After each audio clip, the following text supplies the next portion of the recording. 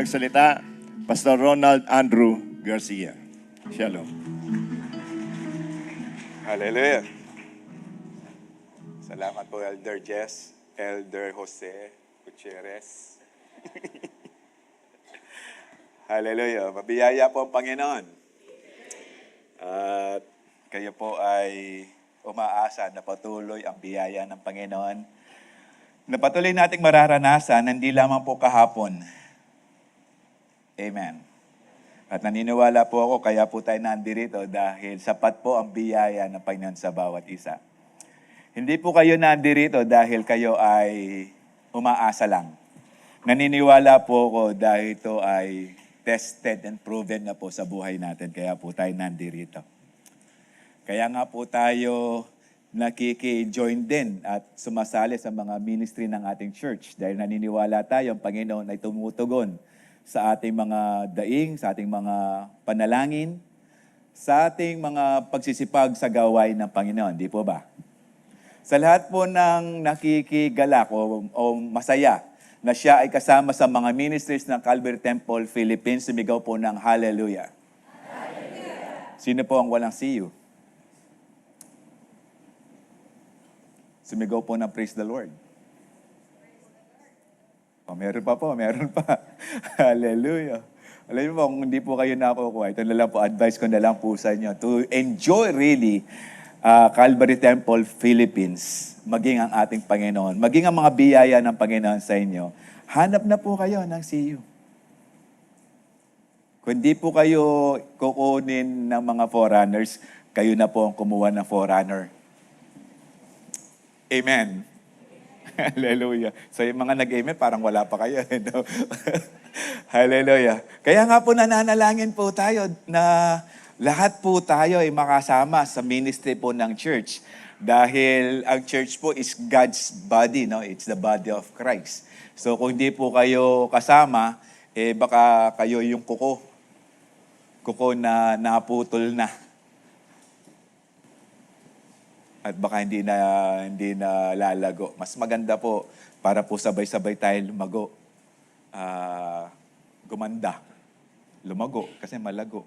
Mangpangan, maganda. Sama po tayo sa lahat ng ministry church. Maging po sa midweek yung meeting of the prayer warriors natin every Wednesday, 6 o'clock. Ni-remind ko po kayo, meron po tayong gawain na pananalangin kada Miyerkules. Amen. Sa mga hindi po darating ng Miyerkules, sumigaw po ng Praise the Lord. Linggo po ngayon. Okay, linggo po ngayon. Hallelujah. So, pakita po natin ang desire natin. No, just like the song na kinanta po natin kanina, this is my cry, my one desire, is to be with you, Lord. Hallelujah. So sa mga gawain po natin, sa ating Panginoon, lalong-lalo na yung Miyerkules po natin, daluhin po natin. Amen? Sa mga hindi dadalo, amen? Oh, ang dami dadalo. Hallelujah. Thank you, Lord. Mapupuno kami this coming Wednesday. Amen. Hallelujah. So nasa this June na po, no? Ito po talagang mapapractice po natin ito, yung the importance of praying or the of prayer. O ano po yung pinaka-importante? Bakit po importante panalangin? Lalo-lalo na po, uso po ngayon, no? Although hindi po trend ito, no? Kasi marami po mga magulang. Every June, lalo na yung first week of June, marubdob manalangin. Kasi tuition fee na eh. Alam niyo po, mga magulang, hindi lang po kayo nananalangin. Maging po yung mga kabataan natin, they are praying. May nakausap pa po ako na hindi pa po siya nakapag-enroll. Although college na po siya, hindi pa rin po siya nakapag-enroll. And she's still praying na ipoprovide ng Panginoon ng kanya pang-matrikula. Dahil hindi lamang po mga magulang ang nagdi-desire na ang kanilang mga anak ay mapatapos sa mga eskwela o sa college, maging po mga kabataan po natin. Kaya po pag ako'y nag-speak sa YDC, sasabihin ko, kung kayo'y nag-aaral na, pagbutihin nyo na. Maraming mga kabataan ang gustong mag-aral, kaso walang pang tuition. Tapos kayo nasa eskwelahan na, ayaw nyo pang mag-aral. Ay, hindi po kayo. No, mga kabataan po, kausap ko. Okay? Wag po kayo malungkot. Pero tutugon po ang Panginoon. Kaya nga po pag-uusapan po natin the importance of prayer. No? Ang Panginoon po nanalangin. Nananalangin. No? Sa umaga, bago... sino po yung nananalangin bago magising? Bago magising. Hallelujah. So, habang nananaginip, nagpipray na. Okay? Sa paggising sa umaga, no? Actually, si Lord hindi umaga. Early in the morning, He was actually praying. No? Marubdob ang panalangin. Hindi po yung nakatigwatro, nagkakape habang nananalangin. Yung iba po talagang, I believe, na-overcome na po natin yung nananalangin 3 times a day. Amen. Yung kada almusal na lang, tanghalian na punan. Amen. No, yung talagang meron tayong quality time with God, no, lalong-lalo kapag madaling araw. Okay, pag marami ng tulog or paggising sa umaga, no, dinidevote na natin ang ating oras sa pananalangin sa ating Panginoon. Ang Panginoon nga, before sleeping, ang Panginoon, palagay ko, mga 4 hours lang a day ang tulog niya. Dahil sinasamantala niya yung panahon to teach us, especially in praying. Kaya ang Panginoon nananalangin at tinuturo niya ang panalangin. Kaya nga alam ng Panginoon, ginagawa niya, tinuro niya, at alam niya importante ito. Amen. Ngayon, ang tanong, sino tayo para hindi manalangin at mag-spend ng maraming oras sa panalangin? Hallelujah. Kaya sabi po ng Panginoon sa Luke 18:8, the last Sunday na pinag-usapan natin, pinag-aralan natin, will He find faith when He return? Ibig sabihin, ang Panginoon ba kapag sa kanyang muling pagbalik, ay makikita niya marami pa rin naniniwala, nagtitiwala at nananalangin sa Kanya? Dahil yung Luke 18, actually po pinag-uusapan dyan is about His second coming. Lalong-lalo na yung rapture. Marami pa kaya? Kasi po, during that time, pahirap ng pahirap ang mundo, ang sistema ng mundo. Kaya nga po, we need to pray a lot. No? We need to spend time in praying para po maintindihan natin at ma-empowered po tayo ng Panginoon, especially these last days. Wag po na tayong bibitaw sa ating mga pananampalataya dahil malapit na pong dumating ang Panginoon. At kung ngayon po, sabi rin nga kagabi ni Pastor Manny, if the righteous person, when they pray, they are powerful and effective. Kung ang mga righteous person, nananalangin and they are powerful, hindi ba tayo dapat din manalangin? Because we have this righteousness of Christ.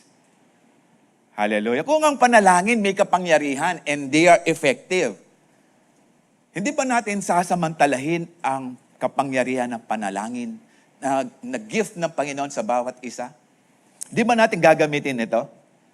Basta na lang ba tinanggap tapos okay lang? Although sa mga gift po, marami po tayong tinanggap na gift, minsan di po natin nagagamit.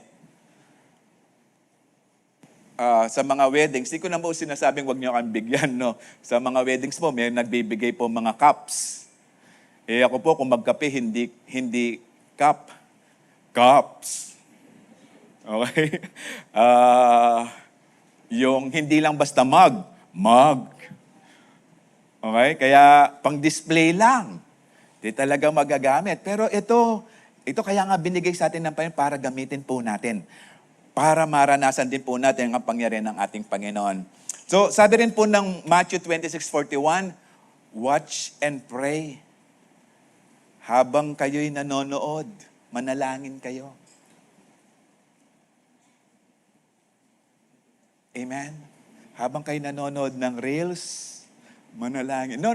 Pag sinabing watch and pray, magbantay. Kasi nga po, malapit na dumating ang Panginoon. Kaya nga sabi rin ng Panginoon, watch and pray so that you will not fall into temptation. Dahil marami pong temptation right now sa mundong ito. Mas marami po ngayon kaysa noon. Ngayon po, yung mga temptations, no? Yung pornographic materials, nasa cellphone na nga eh. Chismisa, nasa cellphone na rin. Hallelujah. Minsan nga, panalangin, nasa cellphone na rin eh. Pakikinggan mo na lang. Pero ang gusto ng Panginoon is, kung tayo nga po nagde-desire na magkaroon ng face-to-face encounter with God, i-entrust ba natin ito sa technology? Marami nga po mga pastor gumagamit AI, sermon. Pero ang tanong, they can really feel the message of the Lord when you are using AI? Hallelujah. Baka kayo, meron na rin kayo, nagde-devotion kayo, ililid na lang kayo ng AI. Take note po, ang AI walang damdamin. Walang faith. Tapos, i-entrust niya sa AI, ang devotion nyo. Wag naman. Hallelujah. Gising pa po ba kayo? Praise the Lord. No?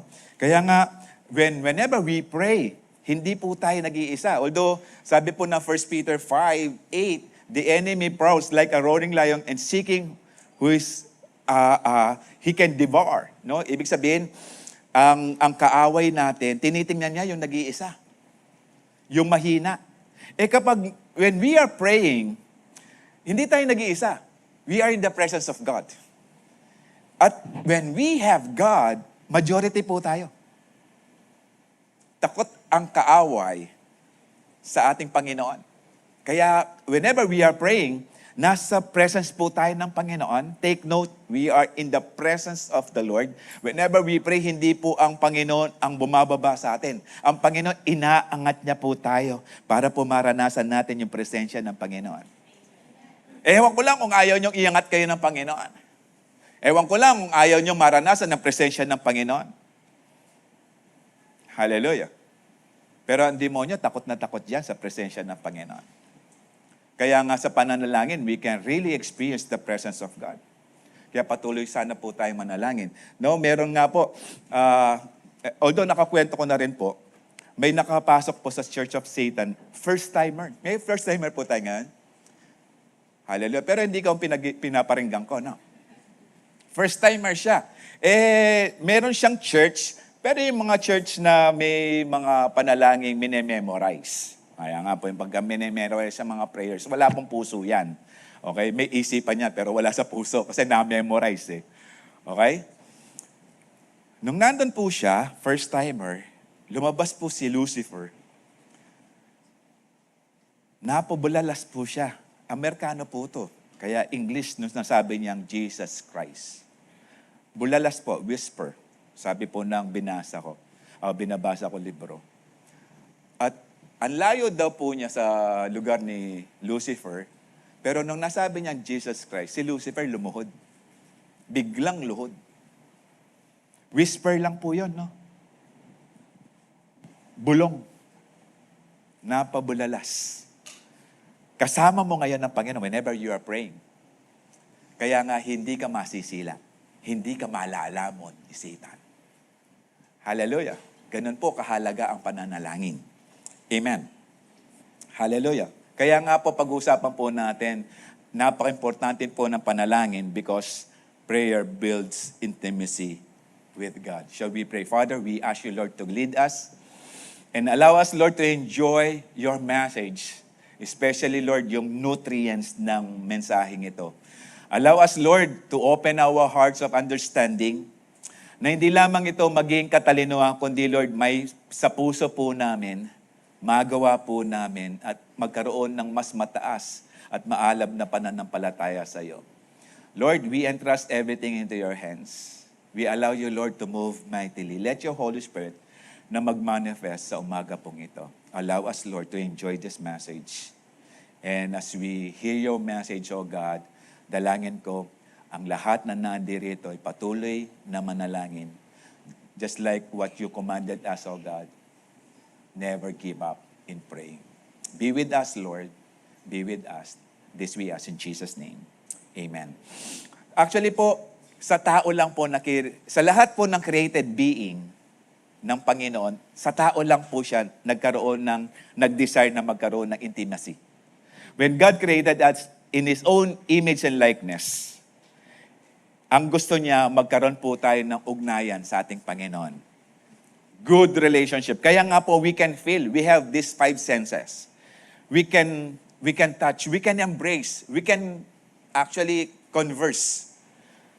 At may mga emosyon po tayo. Kaya nga binild po tayo ng Panginoon na ganon para po maramdaman po natin kung gaano tayo kamahal ng Panginoon at para din po tayo umibig sa Kanya. Hindi po totoo yung mga asong nagpipray sa ating Panginoon na kapag kakain, no? Hindi po yan. Tao lang po ang nais ng Panginoon na makipag-ugnayan. Yes, they were created, no, sa pamagitan ng salita ng Panginoon. Pero iba po ang creation ng tao. Gumamit po siya ng kamay. At nais ng Panginoon na maranasan natin ito. Kaya nga po in Genesis 3, sabi ng Genesis, while in the coolness of the day, God walked in the Garden of Eden. Ito, nagkasala na sina Adan at Eva dito. Kumain na sila ng, ano kasi kinain nila? Hindi po, bayabas. Wala pong sinabi, no, kung ano pong prutas ito. Pero nung kinain po nila yung pinagbabawal ng Panginoon. Pero nandun pa rin po, the Word of God said, while in the coolness of the day, God walked in the Eden and He looked for the man. At nung di niya makita, sabi ng Panginoon, Adam, where are you? Nais po ng Panginoon na magkaroon tayo ng mas magandang ugnayan sa ating Panginoon. Yes, nagkakasala po tayo, pero iba na po yung intentional. Yes, meron pa po tayong kasalanan, pero kaya nga po pinalalapit tayo ng Panginoon para patuloy po tayo malinis ng Panginoon. Para magpatuloy po yung magandang ugnayan natin sa ating Panginoon. Kaya heart check po tayo. Baka malayo na po yung puso natin sa Panginoon. Baka nandito na lang po tayo to show na nagsisimba ka pa rin, pero layo na ng puso mo sa ating Panginoon. Heart check po tayo. Baka katulad na po tayo ng Efesos sa Revelation 2 na napaka-active sa ministry, but they don't pray anymore. Hindi na nila priority ang presensya ng Panginoon. Yes, napaka-active, successful ang mga ministries, mga activities nila, but they forsaken their first love. Kinalimutan na nila yung first love nila. Di po ba pag sinabing first love never dies? No, true love never dies. Okay? Kaya nga pag umibig ka sa ating Panginoon, the very first time na inibig mong Panginoon, it will be true love dahil ayaw ng Panginoon na mawala yan. Ngayon, nung umibig sila sa ating Panginoon, di po ba? Ewan ko lang kung nare-reminisce po sa atin yung true love natin sa ating mga asawa. Na kapag nakikita mo na siya ngayon, naalibadbaran ka na. Parang nagsawa ka na. Parang sinasabi mo, o parang kita mo na lang sa misis mo, tagaluto ng pagkain mo. Kaya mo sinasabi, kapag wala misis ko, hindi ako makakain. Kapag wala misis ko, hindi ako makatulog. Kasi siya yung music mo bago matulog dahil nauna siyang matulog at nahilik siya. So, namimiss mo na yung hilik niya. Hallelujah. Alam niyo, the more mararanasan mo yung true love kapag patuloy tayong nakikipagniig sa mahal natin sa buhay. Mararanasan natin ng Panginoon na bibuild ang intimacy niyan kapag patuloy tayong nananalangin sa ating Panginoon. Kaya nga sabi ng Panginoon, call unto me and I will answer you. Hindi lang yan, tingnan niyo po. And I will tell you great and unsearchable things you do not know. Tumawag lang po tayo. Pero ang tugon ng Panginoon, and I will tell you great and unsearchable things you do not know. Kaya nga po, heart check po tayo. Baka nakalimutan na nating nagpipray. Baka ang prayer natin, 3 hallelujah, 3 praise the Lord, tulog. Pagising mo, in Jesus' name, amen. Hallelujah. Tingnan mo po, no? As the Lord encouraged His disciples, maging sa atin right now, in Luke 18:1 said, and He told them a parable to the effect, to the chosen people, o chosen disciple ng Panginoon, that they ought also to pray and not lose heart. Pag sinabing not lose heart, never give up, no, sa ibang translations. Ibig sabihin, whenever we are praying, may pag-asa. The reason why we pray, kasi nagtitiwala tayo sa ating Panginoon na meron siyang gagawin sa mga sitwasyon natin sa buhay. Kaso nga lang eto, madalas si Lord ang last resort. Hindi siya yung first option. Kaya nagkakaroon ng pagdududa, nakakapasok si Satan kasi nga po hindi natin priority ang Panginoon. Kaya nga sabi ng Panginoon, they ought always to pray. Sabi po ng James 4:17, if we don't do what is good ought to do, kasalanan.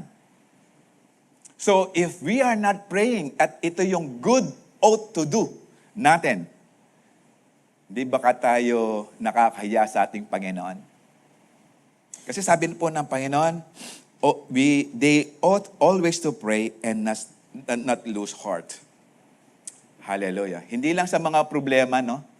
Kasi nararanasan natin, mas marami yata yung oras sa panalangin kapag tayo ay may problema. Hallelujah. May problema o wala, ang presensya ng Panginoon, hindi humihina. Patuloy siyang malakas. Kaya nga sa ating pananalangin, yes, pinapakita natin na o sa pagliig natin sa ating Panginoon, nararanasan natin ang pag-ibig ng Diyos. Yung pagyakap ng Diyos sa atin. Ngayon na ito, ang tanong, yes, we have a loving God. Tama? Ang tanong, are we loving children? Tayo ba'y mga mapagmahal na anak ng Diyos? O tayo ba'y nagmamahal din sa Kanya? Yes, napatunayan na natin sa pamamagitan ng krus, mahal tayo ng Panginoon. Ang tanong, mahal din po ba natin ito na ipapakita natin sa ating Panginoon? Prayer is the primary way believers cultivate a deep personal relationship with the Creator. So, ibig sabihin, kung ang prayer, ito yung primary way to establish an intimate relationship with God, there is no reason para tayo huminto ng manalangin. Amen? Kung ito ang nagpapaganda ng ugnayan natin sa ating Panginoon whenever we are praying, hindi dapat tayong huminto ng panalangin. Parang sinasabi mo lang na, yes, mahal ko ang asawa ko, kausapin mo siya, kapatid. Kasi maraming mga mag-asawa ngayon, sa sobrang tagal na siguro, we just celebrated our 28th year anniversary last January. Parang ang tagal na, pero ang usapan na lang ba yung, kailan kasi tayo babayad ng kuryente? Hindi ka pa nagbibigay. Yung tubig, mapuputulan na tayo. Sana hindi naman ganon, ano? Sana meron pa rin yung quality time conversation. Hallelujah. Ako, honestly, pag umuwi na po ako, kasi excited, no? Siyempre, nandito misis ko, kaya kailangan, papogi. Honestly, pag umuwi na ako, tinatawagan ko na siya. Pauwi na ako. Kung ang misis natin, ganun tayo ka-intimate, sa Panginoon kaya, kapag tayo pauwi na, are we praying? Or kapag papasok ka pa lang sa trabaho at alam mo nandun na yung manager mo dahil late ka, Lord, sana tulog pa siya. Di po. Okay? So, patuloy tayong tuturuan ng Panginoon. Ngayon ito, if we love God, we need to pray because prayer builds intimacy with God. Therefore, spend quality devotion with God alone. Pag sinabing quality devotion, intentional time na ibibigay mo sa Panginoon. Yung quiet time mo, hindi yan yung, tapos na si, ano kasi yung soap opera ngayon ng Channel 7? Ano na kasi, after Encantadia, ano na kasi? Oy, kunwari pa kayo, no?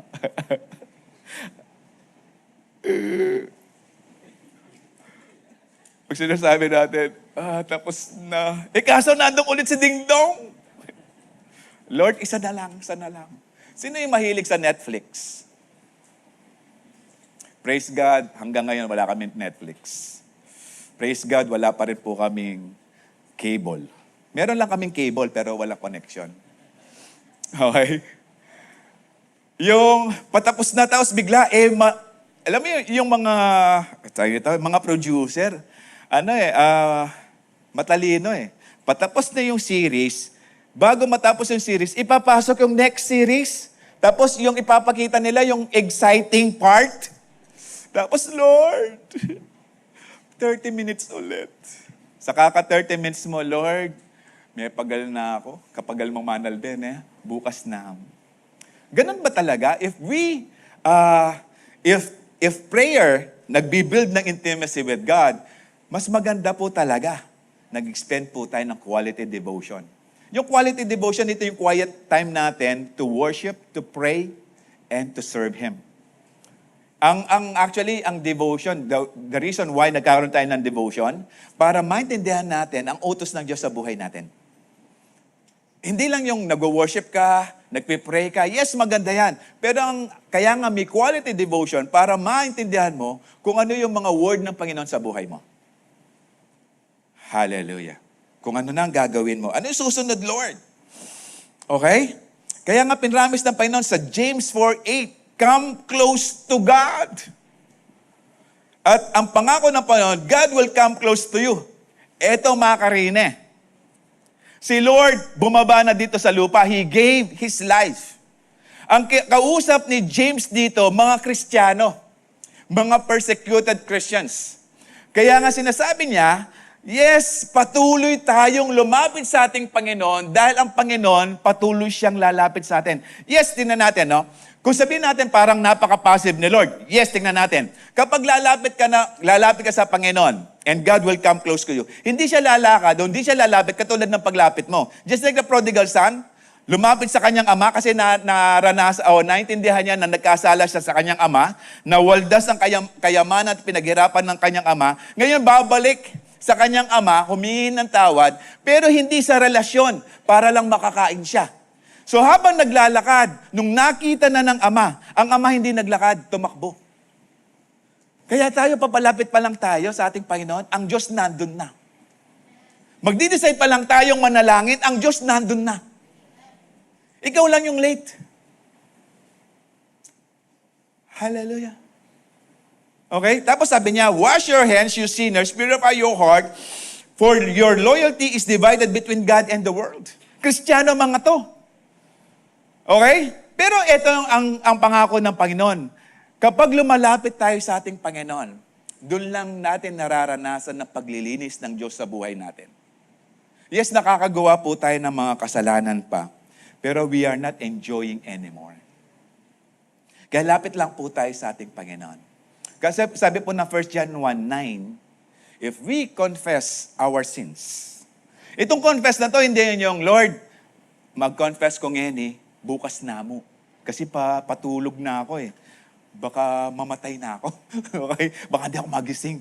Okay? Alam ng Panginoon, if that is faithful prayer, because God is faithful and just, and He will forgive our sins, done in faithfulness, and purify us from all unrighteousness. Actually po, yung verse 4:8, ang context po niyan, bababa lang po tayo sa James 4:6. Okay? Sinabi po dyan, God opposes the proud and gives grace to the humble. So if we are not moving closer sa ating Panginoon, or we do not come to God, we are not humble. So yung mga humble, ito yung mga lumalapit sa ating Panginoon. Amen? So sino yung mga humble dito? Sumigaw ng praise the Lord. Amen. No? Adami. Tapos ito pa. Humble before God, resist the devil, and he will flee from you. So ibig sabihin, kung nag-resist ka sa kaaway, you need to move closer to go to God para ma-resist mo talaga ang dyablo. Kasi as we come closer to God, it speaks about intimate relationship. Ang pinag-uusapan dito, as we come to God, relasyon na maganda. Hallelujah. Dahil you resist the devil. And you need to come and close to God. Tingnan po natin, no? sa buhay po ng magkapatid na si Martha and Mary. Ito po, tingnan natin kung saan po tayo dito. In Luke 10:38-42, now it happened as they went that he entered a certain village. This is Bethany. Taga doon po sina Lazarus, Martha, and Mary. A certain woman named Martha welcomed him into her house. Sino yung nag-welcome sa ating Panginoon? Martha. Okay. So, may nagutos ba kay Martha na i-welcome si Jesus? So, sino nakaisip? Kanino initiative? Kay Martha. Okay. And she had a sister called, who also sat at Jesus' feet and heard his word. Okay? Although implied, hindi sinabi directly, pero nandun po si Lazarus. Okay.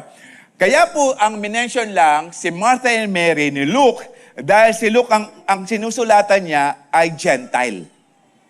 Hindi Hudyo. Okay? Ngayon, pinapakita lang ni Luke na walang kinikilingan si Lord, walang favoritism, basta lahat ng lumalapit sa Kanya, okay kay Lord. Okay. So, hindi na minimension, possibly, or probably, hindi na minention si Lazarus dahil si Lazarus, given na yon na dahil siya lalaki at nakaupo na siya sa paanan ng ating Panginoon para makarinig na salita ng Diyos. Alright. Nakukuha niyo po ako? Alright. But Martha was distracted with much serving. Wala naman pong problema when we serve the Lord. Kaso nga lang, na-distract na masyado si Martha sa sobrang pagsiserve niya. Hallelujah. Parang okay na eh. Kaso, nag-focus na siya doon sa kanyang ministry, nandun yung teacher. Nasa loob ng bahay nila yung teacher. And she approached him, and said, Lord, do you not care that my sister has left me to serve alone? Possibly, nakapagluto na sila, si serve na lang. So nakita ni Mary na mas interesting na, instead na magluto pa, instead na gawin pa, pagandahin pa. Alam niyo yung mga ano ngayon, yung chef, na kapag maglagay ng asin pa ganon. Okay. Hindi na nag-inate si Mary, alam niya na pwede na. Kasi isi-serve na lang eh. Kaso si Mary, ayaw niya mag-serve na may plato. Plato lang. Kumuha pa siya ng plate. Ano ang tawag yan? Serving tray. Okay? At hindi yan. Minaster pa siguro nyo, panahawakan. Kung pag ganito ba, o pag ganon, o ganon. Okay? Siguro minaster pa, kaya nga, she was actually distracted with much serving. Therefore, sabi niya, may akakit ing wali ko.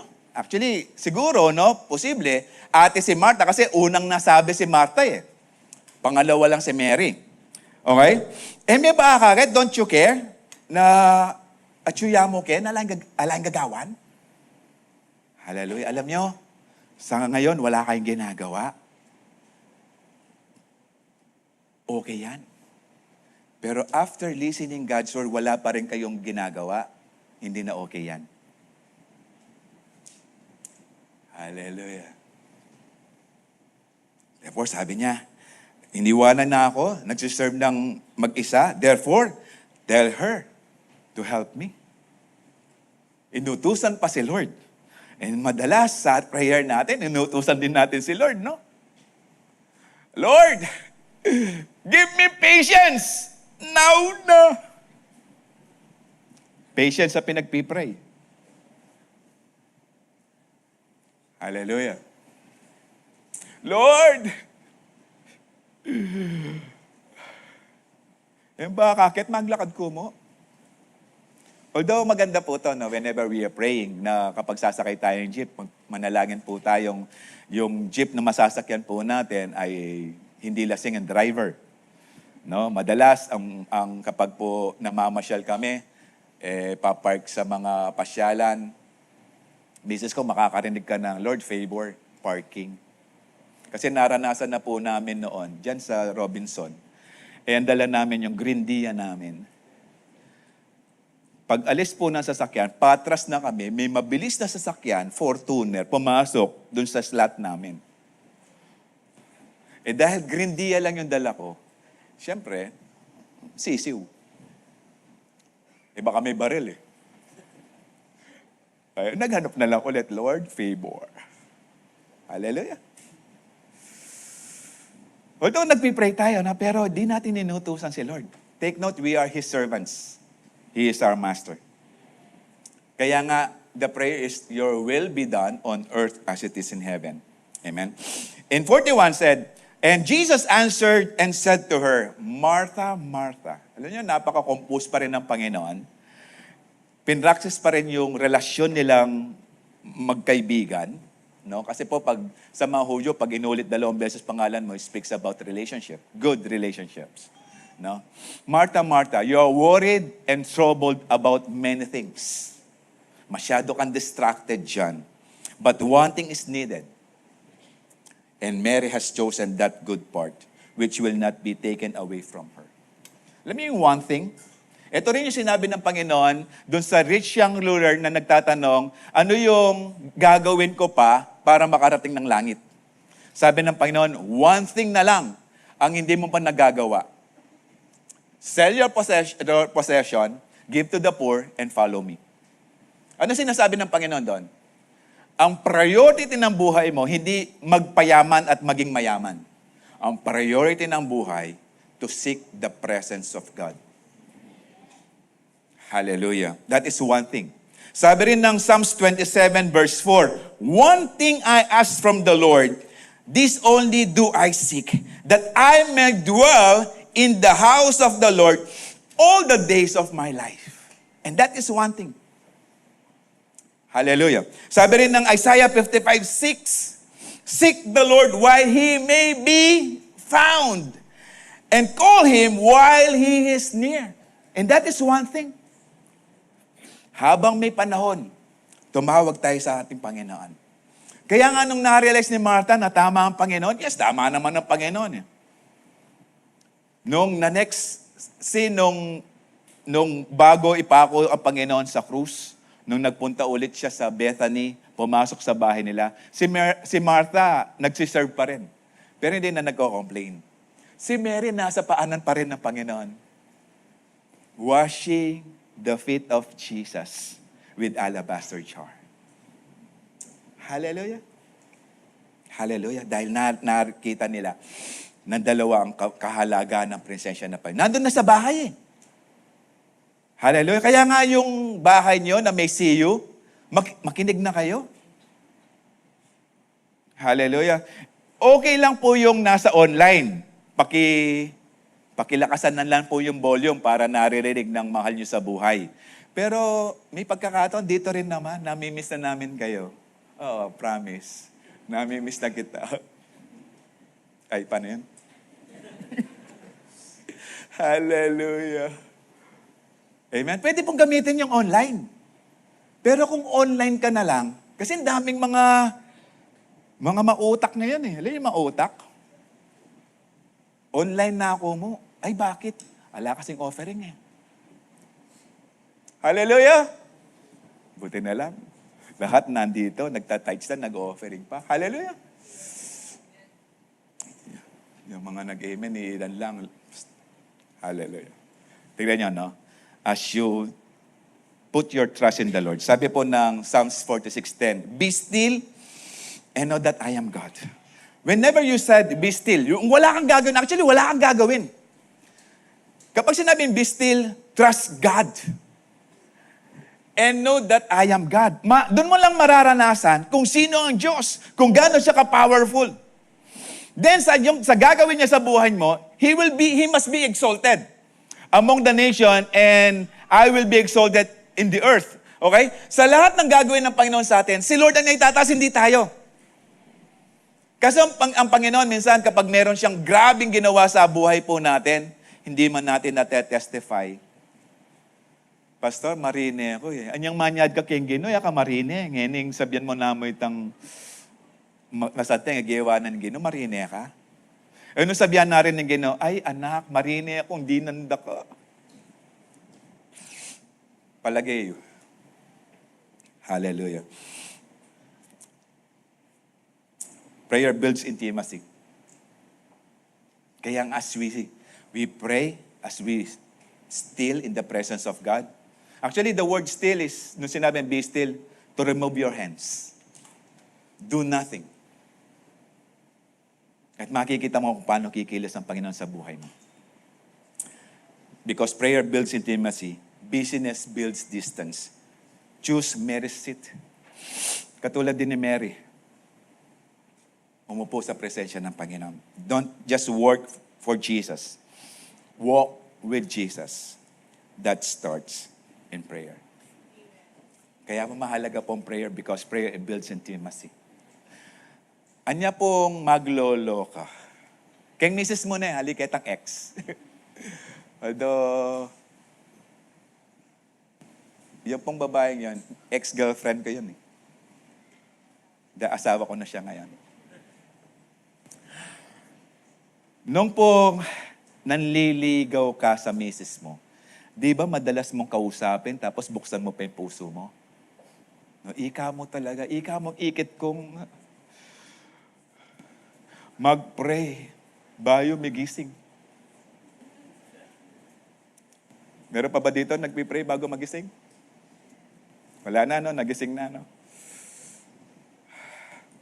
Di ba, during dating, ewan ko lang, no? Kasi kami nagde-date eh. Ewan ko lang sa inyo. Di ba kapag nagde-date ka, it builds good relationships? Amen? Amen? Amen, mga tatay? Amen? Di ba tatay, tayo yung nagyayang mag-date, hindi naman yung misis natin? Tama? Pero ngayon, hindi na nagyayayang mag-date. Parang nahinto na yung meron kang good quality time with your wife. Kaya nga ngayon, mga sapingil na ka. Kasi huminto eh. And actually, praying is a personal date with God. Kaya it builds intimacy whenever we pray. Sana may mga tatay pa rin, asawang lalaki, ang i-date ang kanilang misis next year sa Mother's Day.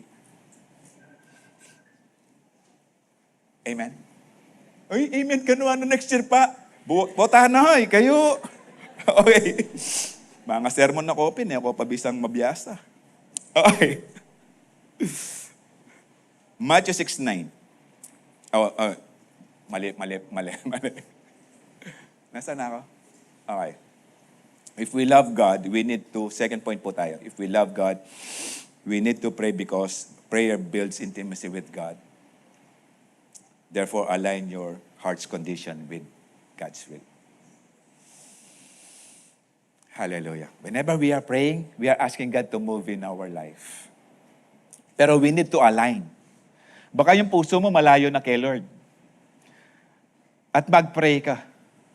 Pero malawot na ka kay Ginoo. Parang, ikaw ba yung tuwang-tuwa whenever you say, I love you sa misis mo, nakatalikod siya? Sino yung tuwang-tuwa na sasabihin ng mister niya sa asawa niyang babae na I love you kapag paalis na siya? Di ba mas maganda sasabihin niyan upfront? With eye contact. Hallelujah. Kaya nga we need to align our heart sa ating Panginoon. No? Pag sinabing align, no, buksan natin ang puso natin. And as we pray, para ang Diyos ay patuloy na makakilos sa buhay natin. Ito, di ba sabi ng John 15 verse 5, if you remain in me, and my words remain in you, ask anything, and it will be done for you. Hallelujah. Pero, whenever you remain in God, and His Word remains in us, naintindihan natin yung heartbeat ng Panginoon. And heartbeat ng Panginoon, ito yung magiging heartbeat natin. Kaya nga when we ask whatever we wish, ito yung bibigyan ng Panginoon. Kasi nga, naranasan na natin yung heartbeat, yung desire, yung gusto ng Panginoon sa buhay natin. Hallelujah. Sorry. Hindi katulad ng mga noon. Pero bato-bato sa langit, ang tamaan ay magbago. Lord, mag-attend ko first service. Mag-attend ko pang second service, Ginoo. Dagdagan ko na, third and fourth. May pasarko mo, Ginoo. Balo mo, adyang nanong panalangin mo, nangyayari kami review. Alam nga nasahan may tambol pen mo, kabod niya susulat. Although misis ko hindi nag-review center nung nag-let. Pero nag-review siya, personal review. Nanghiram din po siya ng mga reviewer. Pero wala nga lang siyang review center. Kaya pag-uwi niya, sa Quezon City ginawa yung exam, nag-overnight sila doon. Pag-uwi niya, sabi niya, Han, masakit. Mag-review ko next board exam. Sige. So nakalimutan na namin kasi sabi niya mahirap eh. So nakalimutan na namin. And after 3 months, may nagtitext sa kanya, congratulations. Hallelujah. Pero hindi siya nag-test na hindi nag-review. Nag-self-review siya. At may kasamang panalangin. Hallelujah. Elaman wala. Tingnan po natin, Matthew 6:9. Tingnan niyo po kung hindi kayo maniniwala sa mga sinasabi ko. This is then how you should pray. Our Father in heaven speaks about the highest authority. Hallowed be your name. Tingnan niyo po, whenever we pray, gusto ng Panginoon meron relasyon. Our Father. In the Old Testament, ang tawag sa Diyos, the God of Abraham, the God of Isaac, the God of Jacob. But in the New Testament, as Jesus is teaching us right now, na whenever we are calling God, merong relasyon. Meaning, tumanggap ka na sa ating Panginoon as your Lord and Savior, meron ka ngayong authority to call God, or the right to call God as our Father. Amen. And you need to acknowledge kung gaano kabanal ang kanyang pangalan. Na hindi basta-basta tinatawag ng Panginoon na bro. Amen. Tinatawag pa rin siyang Panginoon. Hallowed is your name. And in verse 10, your kingdom come, your will be done. It's not, our Father in heaven, hallowed be your name, my kingdom come, my will be done. Hindi po siya ganon. Whenever we pray, yes, meron tayong ugnayan sa ating Panginoon, but take note, it must be God's kingdom, God's will be done on earth as it in heaven. On earth as in your life, just like how you worship and obey God in heaven. Kakadinan po tayo. Hindi tayo nagpipray because we want our will be done. Let His will be done. Amen. Kaya ina-align mo ang puso mo. No? Masishare ko lang yung misis ko. Pumasa na sa DepEd, no? Dati po siya nagtuturo sa BCA. Siya yung pinakamagandang teacher sa BCA noon. Nag-apply sa DepEd. Okay? In-interview. Sa Aksay po siya in-interview. May nag-call na, may mga nag-text na, pero siya wala siya natanggap na text or call. So, ibig sabihin, hindi siya nakuha, hindi siya hard. Magkakaroon na ng orientation lahat ng senior high teacher. Kasi pioneer po sila eh. Sabi ko, Han, punta ka doon. Pwede, ali ko may text. Makarin munta ako, na ako man may text. Ali. Pig-pray tane yan, munta ka, oling hard ka. Because we align our faith sa ating Panginoon. Obedient siya, pumunta kahit nakakahiya. Pero ito yung prayer, the power ng prayer. Let His will be done. Pagpasok pala niya sa Gabaldon, may nakita siyang nag-interview.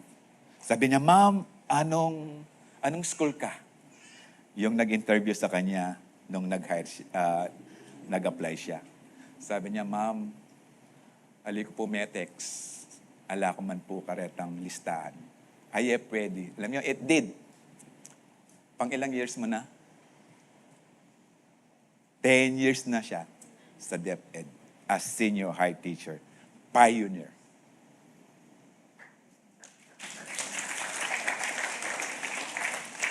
Hallelujah. Mga karine, but when you align, no, your heart sa ating Panginoon, and God will do His will. Hallelujah. Kaya nga, be still and know that I am God. Mamamangha ka and He will be exalted in the earth. Hallelujah. Kaya nga, we need to listen sa ating Panginoon. No? His will be done, His kingdom. Ay, paano mo malalaman yung will ng Panginoon if you are not listening in prayer, ikaw lang nagsasalita? Kaya nga, we need to be silent in prayer para to listen dun sa will ng Panginoon sa buhay natin. Hallelujah. Praise the Lord. Nandiyan pa po ba kayo? Proverbs 3, 6, 7 said, "Trust in the Lord with all." Pag sinabing all, yung puso mo nakalain talaga sa Kanya as you trust Him. Okay? With all your heart, and lean not on your own understanding. Kaya all ibig sabihin, all your desires. Huwag mo nang asahin yung desire mo dahil yung desire mo, mabantot la. Okay? Mas maganda yung mga desire ng Panginoon sa buhay mo. Then, in all your ways, submit to Him. Yes, for now, hindi mo naintindihan ano yung mga sitwasyon ng buhay mo. But as you submit to the Lord, He will make your path straight. This is sure guidance sa ating Panginoon. Yes, during my time, no, although humaba tayo, naalala ko lang, during my time, nung papasok na po ako sa ministry, dahil nung tinanggap ko si Lord, meron ng panawagan sa akin. Pero inuna ko yung pagbabarko. Kasi sa barko, meron nito. Sa ministry, meron Diyos. Hallelujah. Hindi ko naintindihan kasi ayaw ko noon dahil nga alam ko, pag pastor, forever ka makabitek leta. Kaya gusto ko mag-business muna. Pag meron na, doon na ako magpapastor. Pero pinurso ko na, nag-business, pinurso ko, tinanggal ng Panginoon yung business for 1 year. Hindi ko maintindihan. Pero God wants us in all your ways submit to Him. Lord, ala ko. Makanano kong, ito lang sa akin nakakaya, pero sa Lord hindi. Kasi it's my time na imomold ako ng Panginoon according to His will. Humawak ako as YDC coordinator, kinausap ni Bishop, YDC coordinator. Gusto niya, youth pastor agad, kaso Lord, mas maganda po ata kasi hindi pa po graduate ng Bible school. Nasa process pa lang ako ng Bible school. Siguro po, coordinator lang. Mas maganda yan. Tapos wag na po akong tawaging pastor, kuya na lang. Mas maganda rin yan. Tapos nung paghawak ko ng YDC, yung pinalitan ko po, mayaman Ang apelido niya, Nepomuceno. 1 month na akong umawak ng YDC. Sabi ng mga leaders ng YDC, "Kuya, hindi ba tayo lalabas?"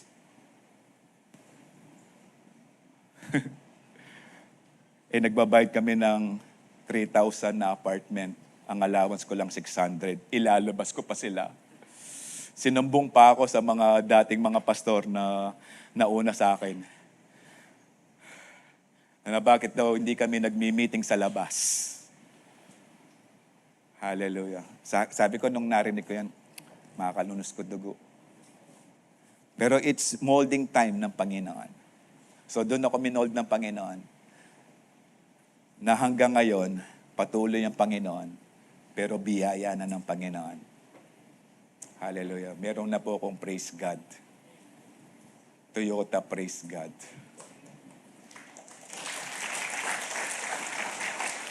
At kahit yayaan nyo ako ngayon sa Starbucks kayong lahat, payag ako, basta libre nyo ako. Hallelujah. No, it did. Kasi sabi ng Panginoon, in all your ways submit to Him. Hindi yung mga pili lang. Hindi yung, Lord, ito lang yung pwede. No. In all your ways submit to Him and He will make your path straight. Nandun ng Panginoon. Gagabayan tayo ng Panginoon. In Romans 12:2 said, as we trust the Lord, allowing Him sa buhay natin. Sabi ng Romans 12:2, don't copy the behavior and custom of this world. Kasi sa mundo, nanangatin ko, Ken. Atin ko bang cut Ken flood control? Okay? Atin ko ba magkano ko, Ken? Okay? Do not copy the behavior of this world. Dapat ako mo muna. No? Kaya mga lati, talagang mumula na rin, Ken Pilo. No question asked. Tama? Tama? Okay. Pero ito mundo dapat muna ako. But let God transform you into a new person by changing the way you think. This time, let your will be done, Lord. Yes, eda ako papansinan, pero let your will be done. Ala akong reward, but my reward is in heaven. Ala akong blessing pero my blessing will be in the hands of God. And ako din ng chocolates, Lord, iba't kauli na pa mo, iba't Saudi. Ala ko man lang chocolate. Don't worry, hindi lang chocolate ang makukuha mo sa ating Panginoon as you trust Him. At habang binabago mo yung kaisipan mo patungkol sa buhay mo, ang Diyos ang magpapala sa iyo. Hindi lang chocolate. Kasi yung chocolate nakaka-tooth decay. Iniiwas ka lang ng Panginoon dyan. Hallelujah. Amen. Pero pag Godberry, okay lang. Okay. Then you will learn to know God's will for you. Why? Kasi nga, nakafocus ka na sa Panginoon, hindi na sa mundo. Sa mundo kasi, Lord, bayo ya. Ot ako, kalambat ko na mag-serve kaya ka, ala akong bayo. Hallelujah. Minsan, yung tanong natin, nakakaya. Ot ya gino, pigpalan me. Bakit balo mo? Ingagawa na, daily kayong gino. Balo may sitwasyon na ng Vienna. Hallelujah. Let me siping mo. Aliwayan. Aliwayan pagsabihan tamo. Okay? Then you will learn to know God's will for you, which is good and pleasing and perfect. Why? Kasi nga nakafocus lang tayo sa ating Panginoon as we trust in Him with all our heart. Then, itatransform tayo ng Panginoon at ipapakita niya kung gaano ka-pleasing ang panawagan, ang good, ang will niya sa buhay mo. Yes, ngayon hindi mo nakikita, nasa process ka pa, pero sa process mo, lilitaw kang good example, lilitaw kang appealing sa iba, kasi nga na-process ka ng Panginoon. Hallelujah. Kaya nga we need to allow God in our life. Stop copying the Word. Stop sitting with the Word. Then transform follows. Prayer doesn't change God's plan. It changes your heart to match it. Take note, no amount of prayer can change the will of God. But it changes your heart. Upang yakapin kung ano yung will ng Panginoon sa buhay mo. Hallelujah. Amen? Third, if we love God, we need to pray because prayer builds intimacy with God. Therefore, depend on Him not only when trouble comes. Magtiwala sa Kanya. Mag-rely sa Kanya. Sumandal sa Kanya. Hindi sa kapatid mong mayaman. Hindi sa bank account mo. Hindi sa business mo. Magtiwala ka sa Diyos. At hindi ka pababayaan ng Panginoon. May nain akong pastor, Calvary Temple, Philippines, na mag-fasting kasi layang apangan.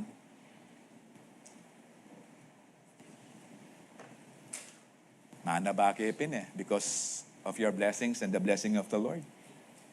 Kung nangyayari sa amin ito, mangyayari din po sa inyo. We are just ordinary person. Amen. Hallelujah.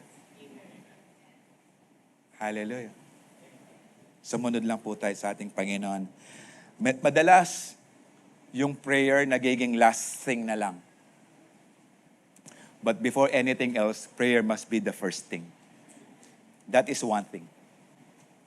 To choose the presence of God, not our last resort. Madalas, kapag may problema, doon na lang tayo nananalangin. Pero prior pa sana, as we dwell in the presence of God, with or without, nasa presensya tayo ng Panginoon, secured tayo. Sabi po ng Psalms 62 verse 8, trust in Him at all times. Pag sinabing at all times, mapa-good or bad. Parang mag-asawa lang yan. In richer and in poorer. In sickness and in health.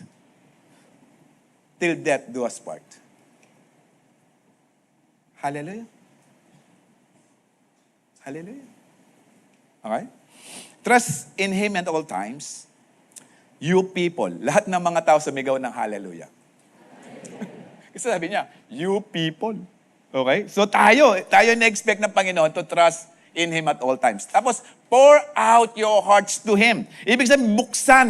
Ibig sabihin, whenever we approach God, huwag kang magtira ng mga bagay dito sa puso. Huwag mo sasabihin, Lord, magtiwala ako kaya ka. Pero please, may kukuha na nini. Pweray ni. Pweray tan desire na ng puso ko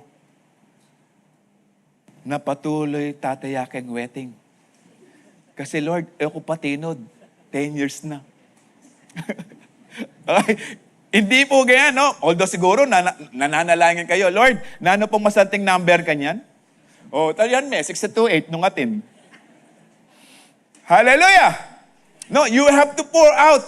Hindi yung mga, Lord, sasuko ko nangan kaya ka, pera mo ini. Pera mo yung pamanigarilyo ko, Ginoo. May pakialaman. Kaya nga pour out eh. May problema ka? I-pour out mo siya. Sabi mo kay Lord, Lord, ala ko nga gawa. May na ako. Hallelujah. Makasagad ka kay biye mo? Finances? Sabihan mo kay Lord, Lord, ala na po. Hallelujah. Pero as you pour out your hearts to Him, see to it that God is your refuge or our refuge. Ibig sabihin, when you have this good relationship with God, you can pour out your heart. Kasi secured ka kay Lord. Lord, aliya po marites.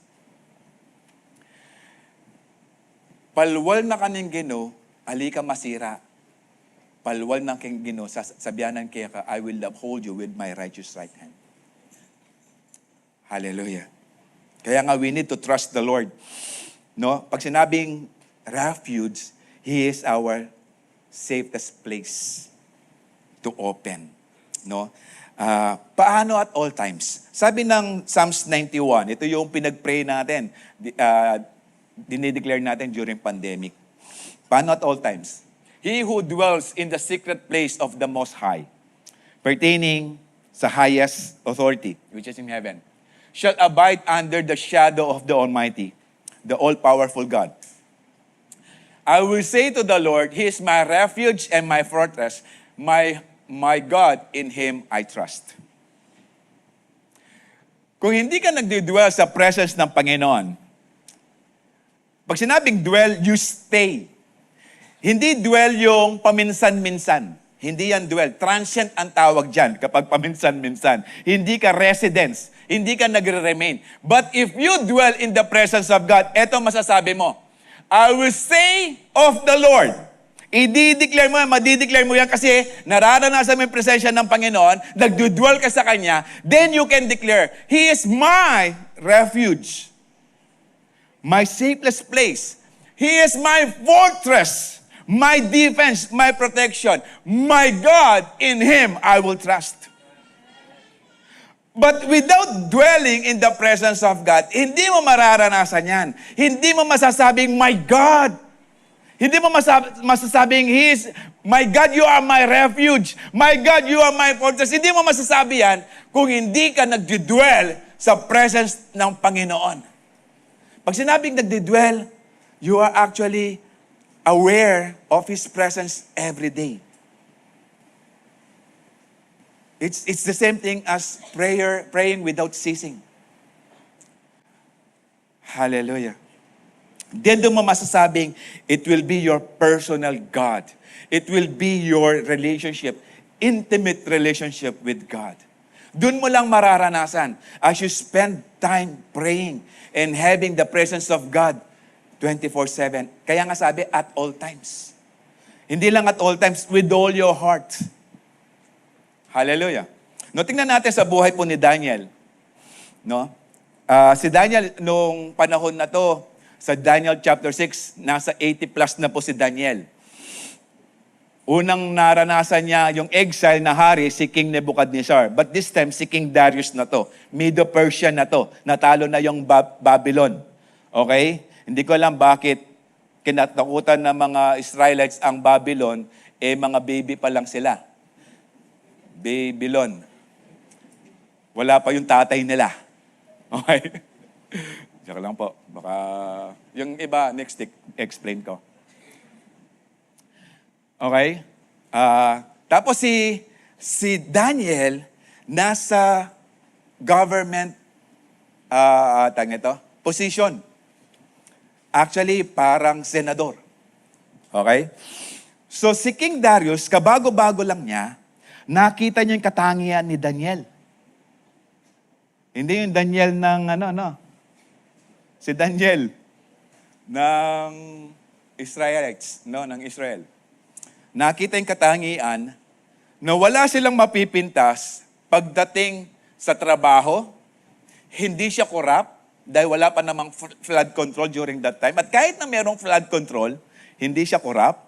Okay? Meron siyang integrity in holding his position as a governor or as senator during his time.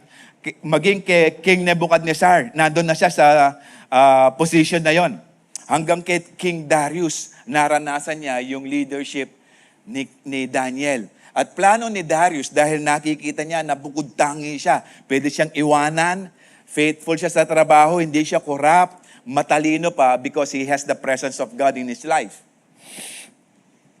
Balak i-promote ni King Darius si Daniel na mas mataas pa sa tatlong administrator. Kasi during that time, tatlo ang administrator ng Medo-Persia na kasama si Daniel doon. So may dalawang administrator pa. Tapos merong 120 satraps, parang congressman o governors na hawak. Ibig sabihin, kada isang administrator, meron silang hawak na 40 na mga governors sa lahat ng sinasakupan ng Medo-Persia ni King Darius. Nalaman ng mga kasama niya sa government offices o mga officials yung plano ni Darius. So, pinlano lang siraan si Daniel. So, ang ginawa, tiningnan ang buhay ni Daniel at nakita nila may isang pwede.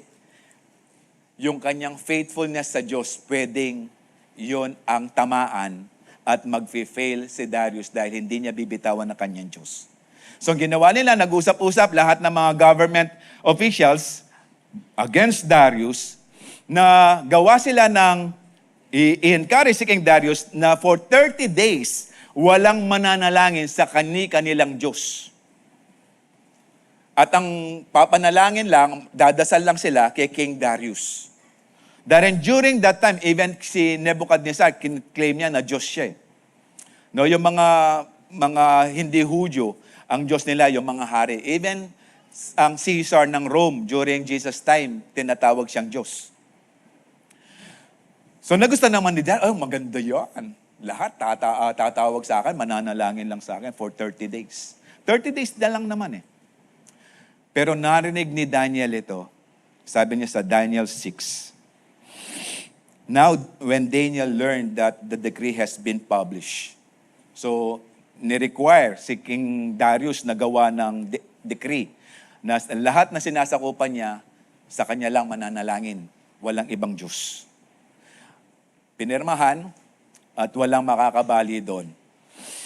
At ang parusa, ipapakain sa mga leon.